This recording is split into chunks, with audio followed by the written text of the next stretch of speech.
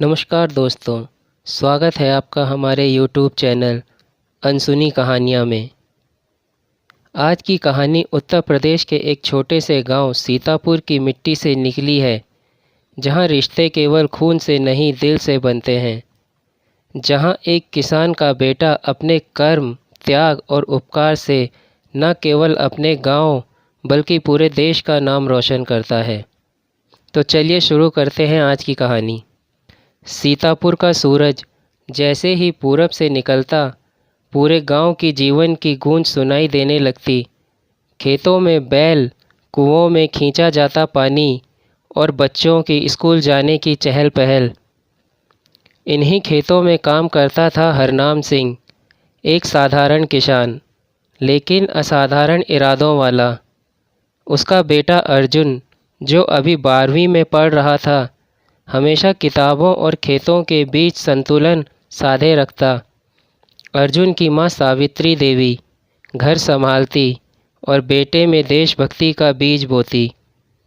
बेटा, खेत में काम करना ज़रूरी है, लेकिन देश के लिए कुछ करना उससे भी बड़ा धर्म है। अर्जुन को ये बात भीतर तक छू गई। अर्जुन ने बोर्ड की परीक्षा में पूरे ज़िले में टॉप किया, लेकिन ज़िंदगी की असली परीक्षा अभी बाकी थी। उसके मन में था भारतीय सेना में शामिल होना। हरनाम सिंह ने बेटे का सपना आंखों में बसा लिया, भले ही उसके लिए उन्हें खेत गिरवी रखने पड़े। बाप हूँ तेरा, तेरी उड़ान के लिए ज़मीन बेचनी पड़ी तो भी करूँगा। अर्जुन ने सेना की परीक्षा पास कर ली और चयन हो गया।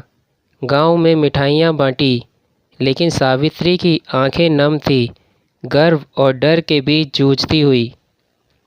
कुछ ही वर्षों में अर्जुन कैप्टन अर्जुन सिंह बन चुका था।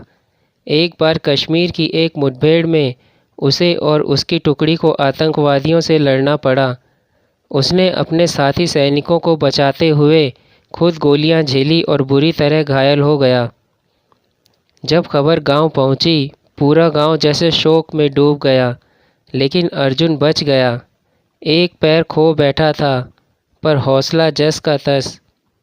वापस लौटकर वो सीधा गांव आया, व्हीलचेयर पर, लेकिन सीना चौड़ा।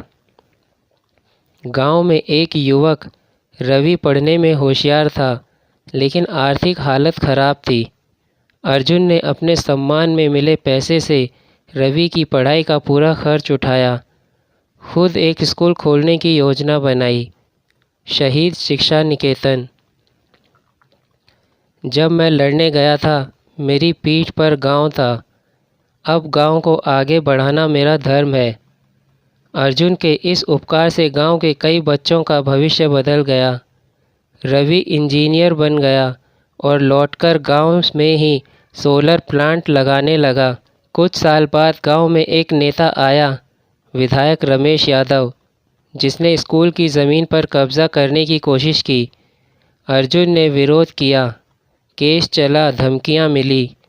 एक सैनिक बंदूक से डरता है, लेकिन न्याय की लड़ाई में झुकता नहीं। पूरा गांव अर्जुन के साथ खड़ा हो गया। मीडिया ने खबर चलाई, प्रशासन हरकत में आया और विधायक को हटना पड़ा। अर्जुन की तबीयत खराब रहने लगी।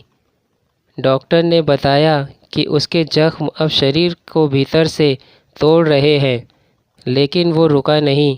अंतिम दिनों में उसने गांव में एक अनाथालय और वृद्धाश्रम बनवाया। उपकार का मतलब सिर्फ एक बार देना नहीं होता, बल्कि ज़िंदगी के किसी के लिए समर्पित कर देना होता है।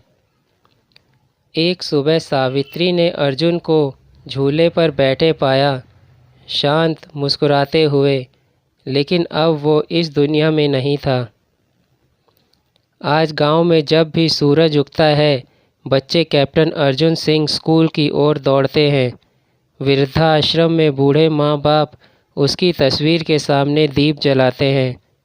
रवि अब उस स्कूल का प्रिंसिपल है और स्कूल की दीवार पर लिखा है, जिसने खुद को जिया वो साधारण है, जिसने दूसरों के लिए जिया वो धरती का लाल है।